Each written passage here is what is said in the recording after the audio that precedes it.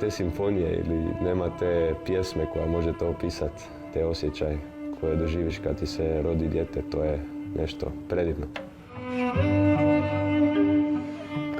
Kad te vidi iz daleka pa viče tata, tata ili mama, to je, mislim, to su emocije koje se ne mogu opisati. Kakav je osjećaj biti tata, po drugi put Luka Šulić iz dvojice Tučelos će osjetiti krajem lipnja, jer tad će njegova obitelj postati bogatija za još jednog člana, djevojčicu. Sad smo još nekako toliko preokupirani sa prvim, nekad zaboravimo da je drugo na putu. Supruga već pokazuje trbuh sinu i on već zna nekoliko riječi i gleda i kaže lopta za trbuh. Lopta, lopta.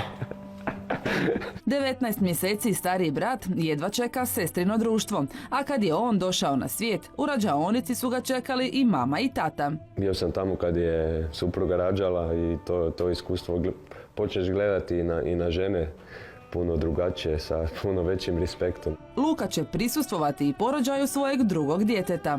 Vezno, mislim, to je iskustvo koje te ispuni za cijeli život, koje te promijeni u srži i zbog kojeg ja vjerujem postaneš i bolji čovjek. I dok je zbog napornog radnog tempa propustio neke važne trenutke u prvoj godini života sina Vala, s kćerkicom će ipak biti drugačije. U zadnjih 7 godina smo stvarno radili non stop, jako intenzivno i pogotovo sad kad mi se obitelj širi, potrebno je malo stati na loptu i posvetiti se i nekim drugim stvarima u životu, jer meni je taj balans u životu jako bitan. A bit ću i malo veća podrška supruzi, jer sa dvoje male djece sigurno nije jednostavno. Već u ponedjeljak Luka i Stjepan odlaze na 3 tjedna dugu američku turneju, posljednju prije velike pauze Tučelosa. Nakon toga uzimamo samo pauzu, naglašavam, samo pauzu od turneja i to je to. Godinu i pol dana.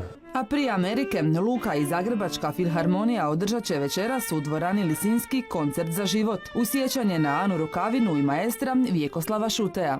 Pa uvijek su takvi koncerti još više nabijeni sa još više emocija, sa nešto posebno se osjeća u zraku. Otkad je postao otac, koncerti po cijelom svijetu sve teže mu padaju, jer pozivi i poruke ne mogu nadomjestiti susret uživo. Malo pomaže, ali nije to, jer ti jednostavno želiš zagrliti to dijete, želiš ga probati koliko je kila dobio, koliko je kako miriše, mislim to se ne može, evo. Jedva čekam da izmisle teleportaciju. Djeca i supruga s njim na turneji, za sad ne, ali jednog dana, tko zna. Nisu to neki uvjeti možda jednog dana kad budemo imali privatni avion. O privatnom zrakoplovu za sad samo mašta, a kad je u pitanju romantika, pobornik je, kako kažem, romantike s dozom racionalnosti.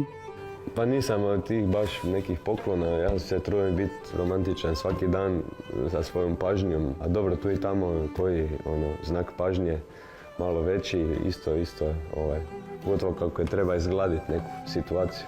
Pljesak punih arena i dvorana, barem na neko vrijeme, tata Luka zamijenit će dječjim smijehom, jer to je simfonija koje se najviše veseli.